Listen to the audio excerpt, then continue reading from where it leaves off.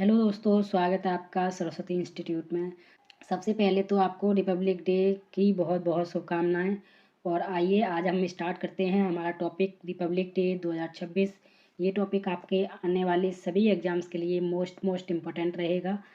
तो आप इस टॉपिक को बिल्कुल भी इग्नोर नहीं कर सकते हैं। आपको हर हाल में ये टॉपिक के सारे क्वेश्चन अच्छे से पढ़ लेने हैं, क्योंकि आने वाले एक साल के लिए आपका ये टॉपिक मोस्ट इम्पोर्टेंट टॉपिक रहेगा। अगर करंट अफेयर्स में रिपब्लिक डे से कोई भी क्वेश्चन पूछा जाता है तो आपको हमारी इस वीडियो से देखने को ज़रूर मिलेगा। अगर आप हमारे साथ पहले से जुड़े हैं तो आप जानते होंगे कि आपको हमारे चैनल के माध्यम से किसी प्रकार की कोई भी फेक न्यूज़ आज तक नहीं मिली होगी। जो भी आपकी ऑथेंटिक न्यूज़ होती हैं, ऑफिशियल न्यूज़ होती हैं, वही आप तक पहुंचाई जाती हैं। और अगर आप हमारे चैनल पर नए हैं तो चैनल को सब्सक्राइब कर लीजिएगा और बेल आइकन प्रेस कर लीजिएगा, ताकि आपको आने वाले सभी एग्ज़ाम्स के लिए इम्पोर्टेंट अपडेट आसानी से प्राप्त हो सकें। तो चलिए स्टार्ट करते हैं आज का हमारा topic Republic day 2026। Question number 1 है, 26 जनवरी 2026 को भारत अपना कौन सा वा गणतंत्र दिवस मना रहा है। यानी कि आपका किस क्रम का गणतंत्र दिवस मनाया जा रहा है। इसका हमारा करेक्ट आंसर हो जाएगा, भारत अपना कुल 77वां गणतंत्र दिवस मना रहा है। यानी कि आपका 77वां गणतंत्र दिवस भारत मना रहा है। क्वेश्चन नंबर 2 आपके लिए बहुत बहुत बहुत ज़्यादा इंपॉर्टेंट रहेगा। तो क्वेश्चन नंबर 2 है, गणतंत्र दिवस 2026 की थीम क्या है। थीम आपके लिए इम्पोर्टेंट हो ही जाती है, चाहे किसी भी टॉपिक की हो, और इस लिहाज से ये थीम भी आपके लिए बहुत बहुत इम्पोर्टेंट रहेगी। तो गणतंत्र दिवस 2026 की थीम क्या है, इसका हमारा करेक्ट आंसर हो जाएगा, गणतंत्र दिवस 2026 की थीम वंदे मातरम रखी गई है। और इससे पहले 2025 की जो थीम थी वो थी स्वर्णिम भारत, विरासत और विकास। और आज की हमारी जो थीम है, यानी कि गणतंत्र दिवस 2026 की जो थीम है वो है वंदे मातरम। यानी कि हमारा करेक्ट आंसर हो जाएगा ऑप्शन नंबर 4। क्वेश्चन नंबर 3 है, गणतंत्र दिवस पर पारंपरिक रूप से कौन सा पुरस्कार दिया जाता है। तो आपसे पूछा जा रहा है कि गणतंत्र दिवस के अवसर पर कौन सा पुरस्कार दिया जाता है। ऑप्शन हमारे देख लेते हैं। पहला ऑप्शन है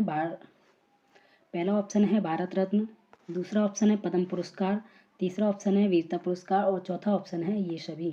तो भारत रत्न, पद्म पुरस्कार, वीरता पुरस्कार, ये तीनों ही पुरस्कार ऐसे हैं जो गणतंत्र दिवस के अवसर पर दिए जाते हैं। तो इसका हमारा करेक्ट आंसर हो जाएगा ऑप्शन नंबर 4। ये सभी पुरस्कार गणतंत्र दिवस के अवसर पर प्रदान किए जाते हैं। क्वेश्चन नंबर 4 है, भारत का पहला गणतंत्र दिवस कब मनाया गया था। तो हमसे पूछा गया है कि भारत देश ने अपना पहला गणतंत्र दिवस कब मनाया था। तो इसका हमारा करेक्ट आंसर हो जाएगा ऑप्शन नंबर 3, 26 जनवरी 1950 ईस्वी में भारत ने अपना पहला गणतंत्र दिवस मनाया था। और इस पर आप स्टार मार्क कर लीजिएगा, मोस्ट इम्पोर्टेंट रहेगा। क्वेश्चन नंबर 5 है, नई दिल्ली में गणतंत्र दिवस परेड कहाँ से शुरू होती है। तो ये हमसे पूछा गया है, ये भी इम्पोर्टेंट रहेगा, क्योंकि गणतंत्र दिवस की जो परेड है वो आपके लिए इम्पोर्टेंट हो जाती है कि कहाँ से शुरू होती है और कहाँ तक जाती है। तो इसका हमारा करेक्ट आंसर हो जाएगा, गणतंत्र दिवस की परेड विजय चौक से शुरू होकर जाती है और ये लाल किला तक जाती है। तो इसका जो शुरुआत होती है गणतंत्र दिवस परेड की। क्वेश्चन नंबर 6 है, गणतंत्र दिवस पर झंडा फहराने वाले भारत के पहले राष्ट्रपति कौन थे। तो गणतंत्र दिवस पर झंडा फहराने वाले भारत के पहले राष्ट्रपति कौन थे, ये हमसे पूछा गया है, इम्पोर्टेंट रहेगा ये भी आपके लिए। तो इसका हमारा करेक्ट आंसर हो जाएगा option number 1, doctor Rajendra Prasad Bharat के पहले ऐसे राष्ट्रपति थे जिन्होंने गणतंत्र दिवस पर झंडा फहराया था। क्वेश्चन नंबर 7 है, गणतंत्र दिवस 2026 पर भारत के मुख्य अतिथि कौन हैं। यानी कि आपके चीफ गेस्ट गणतंत्र दिवस 2026 के कौन हैं। इसका हमारा करेक्ट आंसर हो जाएगा ऑप्शन नंबर 3, यानी कि उपर्युक्त दोनों यानी कि उर्सुला वॉन डेर लियन, ये भी आपके गणतंत्र दिवस के मुख्य अतिथि हैं।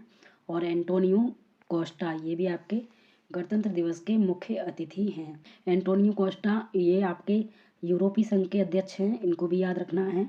उर्सुला वॉन डेर लियन ये यूरोपीय आयोग के अध्यक्ष हैं, इनको भी आपको याद रखना है। और ये हमारे भारत देश के मुख्य अतिथि रहेंगे गणतंत्र दिवस 2026 के लिए।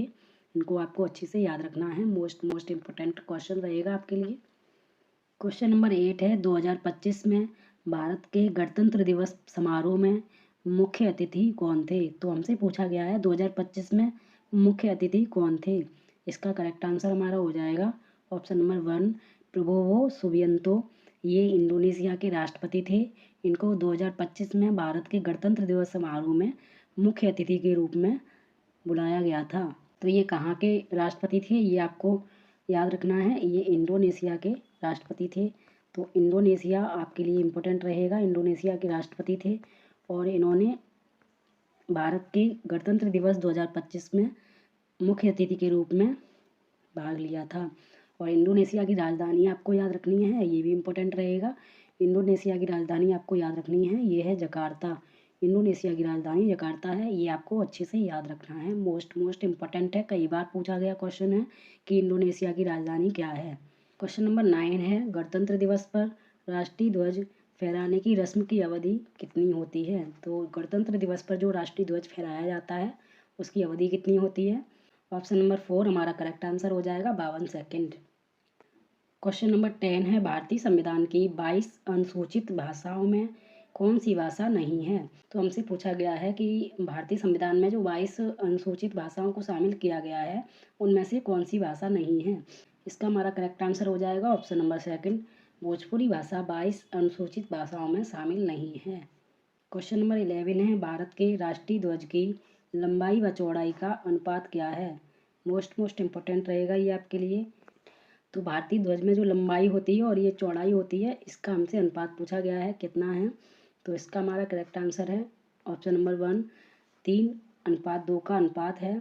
यानी कि ये आपकी लंबाई है, ये 3 हो जाएगी और चौड़ाई आपकी 2 हो जाएगी। अगर आपसे यही क्वेश्चन पलट के पूछ लिया जाए, यानी कि भारतीय ध्वज में चौड़ाई और लंबाई का अनुपात क्या है, तो आपको बताना है 2:3 का। लेकिन लंबाई और चौड़ाई का पूछा है तो 3:2 का हमारा करेक्ट आंसर हो जाएगा। क्वेश्चन नंबर 12 है, भारतीय ध्वज में कितनी तीलियां हैं। इसका हमारा करेक्ट आंसर है, भारतीय ध्वज में कुल 24 तीलियां हैं। ये आपको याद रखना है, इम्पोर्टेंट है। क्वेश्चन नंबर 13 है, गणतंत्र दिवस परेड में भाग लेने वाला सेना का सर्वोच्च सैन्य अधिकारी कौन है। तो गणतंत्र दिवस परेड में भाग लेने वाला सेना का सर्वोच्च सैन्य अधिकारी कौन होता है। करेक्ट आंसर हमारा हो जाएगा 2 नंबर, यानी कि चीफ ऑफ डिफेंस स्टाफ, यानी कि CDS। ये आपके भारत के सर्वोच्च सैन्य अधिकारी होते हैं जो गणतंत्र दिवस परेड में भाग लेते हैं। क्वेश्चन नंबर 14 है, भारत में संविधान लागू होने से पहले किस अधिनियम के तहत शासन चल रहा था। यानी कि संविधान लागू होने से पहले भारत में जो शासन चल रहा था वो किस अधिनियम के तहत चल रहा था। करेक्ट आंसर हमारा हो जाएगा ऑप्शन नंबर 2, यानी कि भारत सरकार अधिनियम 1935 के तहत भारत में शासन चल रहा था जब संविधान लागू नहीं हुआ था। आज का हमारा लास्ट क्वेश्चन है, संविधान सभा द्वारा संविधान को कब अंगीकृत किया गया था। मोस्ट इम्पोर्टेंट है ये भी आपके लिए कि संविधान को कब आत्मार्पित अंगीकृत किया गया था। करेक्ट आंसर हमारा हो जाएगा ऑप्शन नंबर 1, 26 नवंबर 1949 ईस्वी को भारतीय संविधान सभा द्वारा संविधान को अंगीकृत किया गया था। ये आपका था इम्पोर्टेंट क्वेश्चन। और इसी के साथ हमारी ये वीडियो यहीं पर समाप्त होती है। उम्मीद है आपको सारे क्वेश्चन अच्छे से समझ में आ गए होंगे और अच्छे से याद हो गए होंगे। अगर नहीं हुए हैं याद तो आप वीडियो को एक बार ज़रूर देख लीजिएगा दोबारा से, ताकि आपको अच्छे से याद हो जाए, क्योंकि आने वाले 1 साल के लिए ये टॉपिक आपके लिए इम्पोर्टेंट रहेगा। और अगर रिपब्लिक डे से कोई भी क्वेश्चन पूछा जाता है तो आपका यहाँ से क्वेश्चन देखने को ज़रूर मिलेगा। तो उम्मीद है आपको सब कुछ समझ में आ गया होगा। और इसकी PDF के लिए आपको हमारा टेलीग्राम चैनल ज्वाइन कर लेना है, वहाँ आपको इसकी PDF मिल जाएगी। मिलते हैं एक नई वीडियो के साथ, तब तक के लिए जय हिंद।